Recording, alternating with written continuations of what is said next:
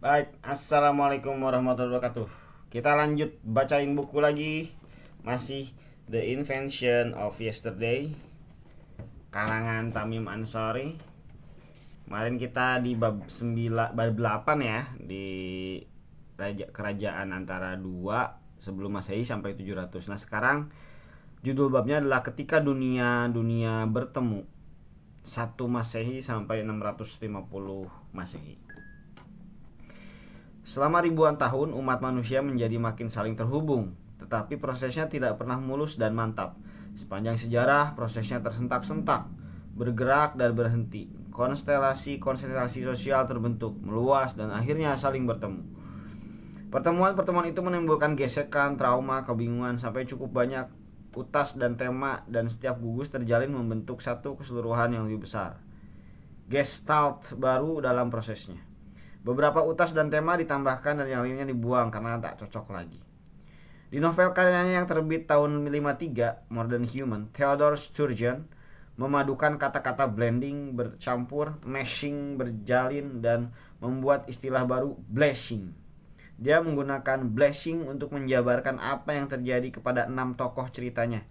Individu-individu disfungsional yang bentrok dan bertengkar sampai mendapati bahwa kemampuan-kemampuan unik mereka yang cocok karena mereka sebenarnya 6 bagian satu organisme baru. Homo Gestalt.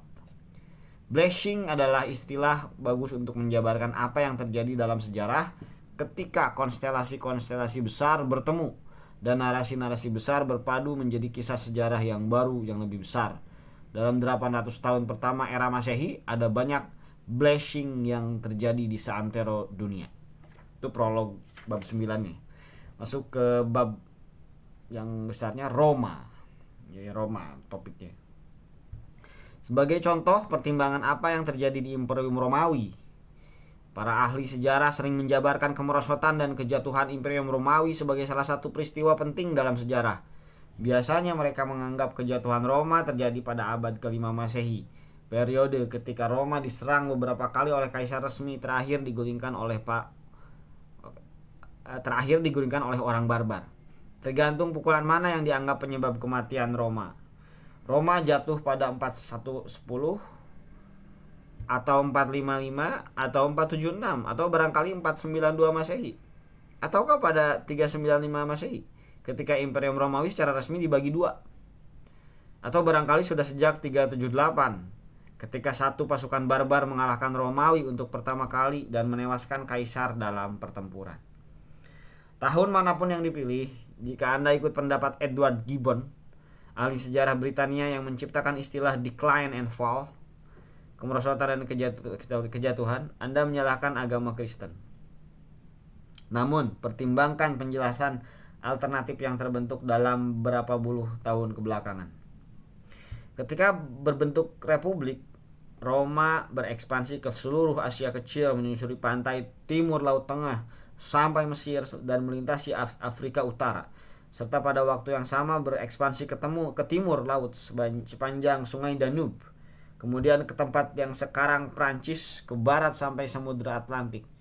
Itu ekspansi yang cukup luas, sebagian besar terjadi antara 500 sebelum Masehi dan awal era Masehi. Di sini ditampilkan maps ekspansi Romawi dari 279 sebelum Masehi, masih di sekitaran Italia. 133 sudah masuk ke Spanyol ya. Spanyol, Yunani, Turki, Teras. Berikutnya 14 Masehi sampai ke Jerman. Sampai ke Jerman, Afrika, dan puncaknya di 117 Masehi Inggris, Persia, sebagian Persia, sungai Efrat, Ukraina sekarang, bahkan sampai Maghrib di Afrika. Namun jika satu negara adalah versi sosial suatu sel, maka perbatasannya ibarat membran sel yang memisahkan bagian dalam dan bagian luar. Arus informasi mengalir lebih kencang di dalam sel dibanding di antara bagian dalam luar sel. Sama saja dengan negara. Sesudah Roma menaklukkan daerah bulan sabit subur yang tadi ya, Sungai Efrat salah satunya, Tigris itu, Dan semua narasi bulan sabit subur dari banyak dewa di kuil-kuil Mesopotamia sampai Tuhan orang Ibrani yang satu dan keluarga dewa Mesir yang berkapala hewan. Segala sistem kepercayaan itu menjadi berada di dalam negara Romawi, berkecimpung bersama banyak arus lain yang mengalir melalui dunia Yunani Romawi. Penaklukan Romawi memastikan informasi yang mengalir melalui imperium menyentuh desa-desa dan masyarakat Yahudi. Artinya orang-orang Yahudi bertemu gagasan sekuler pagan dan Yunani Romawi setiap hari. Artinya juga gagasan Yahudi juga masuk ke dalam imperium dan menyebar wilayah lain yang dikuasai Roma, termasuk tempat-tempat di mana narasi sekuler pagan kuat. Gagasan-gagasan Yahudi tak larut dan lenyap dalam arus karena narasi Yahudi punya koherensi yang membuatnya sulit larut, agak mirip budaya Weda India kuno. Orang Yahudi merasa sebagai bangsa tawanan dalam imperium dan menganggap nasionalisme kesukuan sebagai ungkapan keimanan. Keimanan mereka menuntut orang Yahudi mendirikan negara sendiri karena agama Yahudi tak memisahkan antara urusan Tuhan dan urusan manusia. Hukum Tuhan itu mengatur interaksi antar manusia, dan jika hukum Tuhan mencakup hal-hal yang biasa diatur pemerintahan, kontrak, waris, perbuatan kriminal, maka agama yang mempersatukan suku bangsa tersebut mewajibkan hidup di bawah pemerintahan sendiri, bukan pemerintahan Romawi. Oleh karena itu, tak lama sesudah negeri mereka ditaklukkan, orang-orang Yahudi mulai resah. Konsep Mesias muncul dalam narasi agama Yahudi. Tokoh karismatik yang diurapi Tuhan untuk memimpin orang Yahudi menuju kebebasan. Dalam masa penuh gejolak itu, dunia Yahudi langsung penuh agiator berapi-api yang mencaci Roma dan mengkhotbahkan pembaruan agama seperti para nabi masa lampau. Dan bagi orang Yahudi, siapapun di antara mereka bisa menjadi Mesias. Di antara mereka salah satu yang menonjol namanya adalah Yohanes Yahya, dan dia menerima pengikut dengan ritual yang disebut baptis. Yohanes Pembaptis, seorang Yahudi. Tetapi ritual inisiasi adalah ciri umum agama-agama misteri yang amat lazim di dunia Yunani dan Romawi. Misteri Mitra, misteri Indonesia, misteri Afrika, semuanya punya semacam upacara inisiasi yang mengubah seseorang dari luar menjadi orang dalam. Agama-agama misteri biasanya menjanjikan pengetahuan rahasia bagi orang dalam untuk mengangkat secara spiritual dan memberi masa depan membahagiakan, barangkali bahkan keabadian. Walau tentunya hanya orang luar yang dapat memandang sembarang agama misteri sebagai tipikal. Masing-masing mesti menganggap dirinya khas. Sekitar 29 sebelum Masehi, barangkali agak lebih awal atau belakangan, seseorang bernama Yesus Isa, putra tukang kayu, bertemu Yohanes dan menerima pembaptisan. Yesus terbukti sebagai yang paling karismatik di antara semua orang yang mungkin menjadi Mesias di pergerakan nasionalis Yahudi. Alhasil, para pejabat Romawi sempat menangkap dia dan mengajukan hanya satu pertanyaan: apakah engkau Mesias? Bagi pejabat Romawi, pertanyaan itu berarti, apakah kamu memimpin pemberontakan melawan Roma? Ketika Yesus menjawab ya, pihak berwenang Romawi menyalibkan Yesus karena itulah yang Roma biasa lakukan terhadap pemberontak. Bukan masalah pribadi, sekedar kebijakan, ribuan pemberontak telah disalib sebelum Yesus dan ribuan lagi disalib sesudahnya. Sebagian besar orang Romawi tak tahu Yesus pernah hidup dan dihukum mati. Namun Yesus punya sejumlah pengikut dan beberapa di antaranya mulai berkata, Yesus tak mati sesudah disalib. Mereka bilang melihat Yesus di sana sini dan dalam keadaan hidup. Dengan adanya kabar itu, pengikut Yesus menjadi makin banyak dan pergerakan Yesus mulai memisah dari agama Yahudi arus utama. Agama Yahudi sebagaimana adanya tidak dapat menyebar luas di dunia Romawi karena merupakan sistem kepercayaan yang secara tersurat terikat ke dalam kelompok tertentu. Agama Yahudi menegaskan perjanjian antara Tuhan dan keturunan Abraham. Yang bukan keturunan Abraham tak terikat perjanjian. Pengikut Yesus yang dipimpin penceramah Paulus mengubah rumusan itu. Paulus tak pernah bertemu Yesus, tetapi dia mengalami pertobatan ketika berada di dalam jalan ke Damaskus. Menurut Paulus, Yesus bukan menawarkan perjanjian antara Tuhan dan suku tertentu, melainkan antara Tuhan dan seluruh umat manusia. Laki-laki atau perempuan manapun dapat memandang diri sendiri ikut serta dalam perjanjian itu. Paulus sendiri terlahir sebagai orang Yahudi dan menganggap Taurat sebagai kitab suci karena ada pada masa hidupnya bagi pengikut Kristus tak ada kitab suci lain. Belakangan muncullah Injil.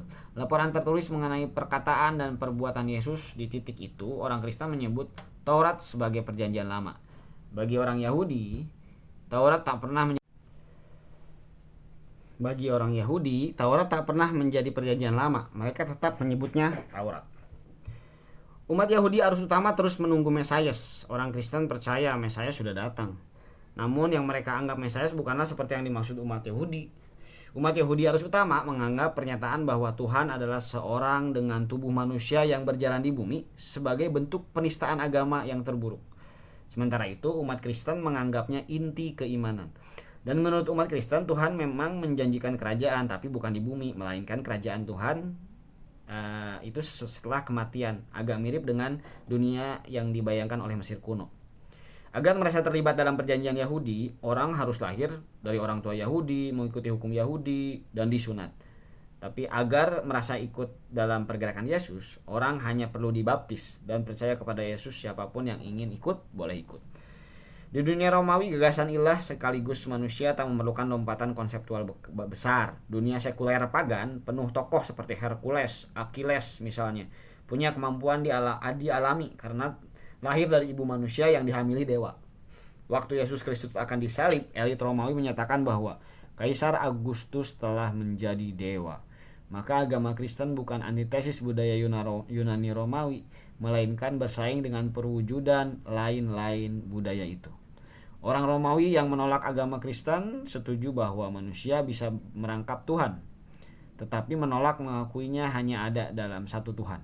Orang Yahudi yang menolak agama Kristen setuju bahwa hanya ada satu Tuhan, tapi menolak menerima bahwa seseorang manusia atau manusia manapun adalah Tuhan. Agama Kristen muncul tepat di tempat bertemunya dua narasi yang tampak saling bertentangan tadi, mewakili satu sintesis yang mengambil beberapa tema dari kedua narasi dan menolak sebagian yang tak cocok.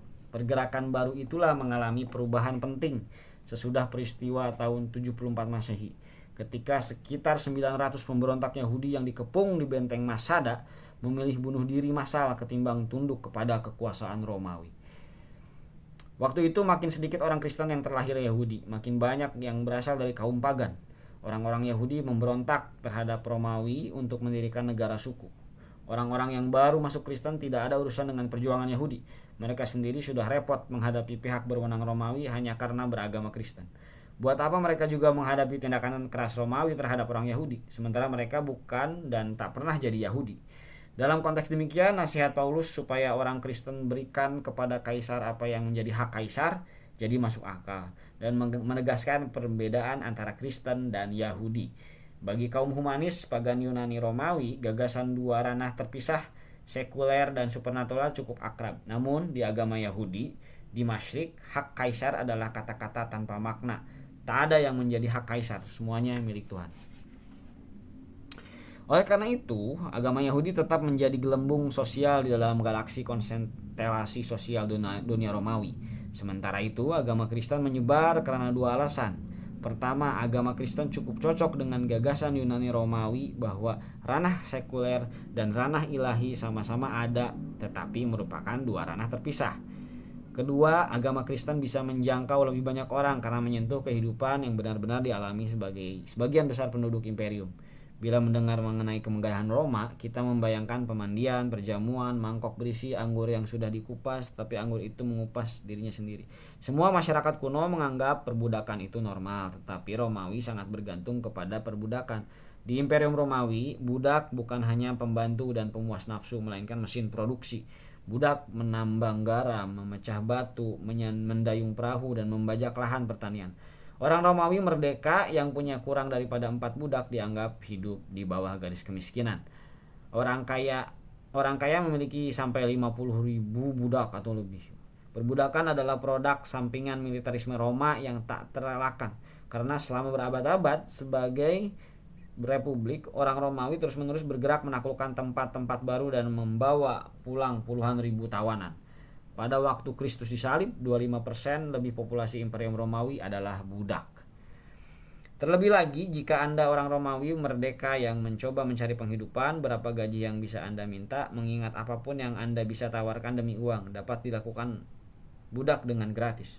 Ujung-ujungnya terbentuklah satu imperium yang sebagian besar orangnya adalah budak, petani miskin, dan pengangguran. Yang ditenangkan negara, hiburan gratis, dan roti secukupnya agar tetap hidup.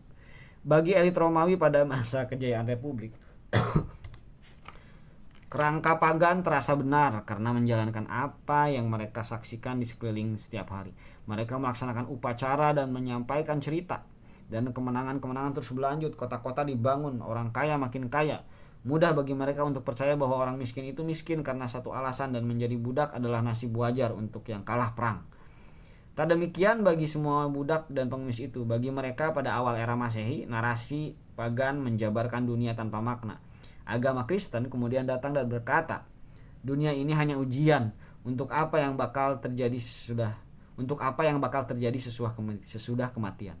Yang paling miskin, lemah, dan tertindas lulus ujian.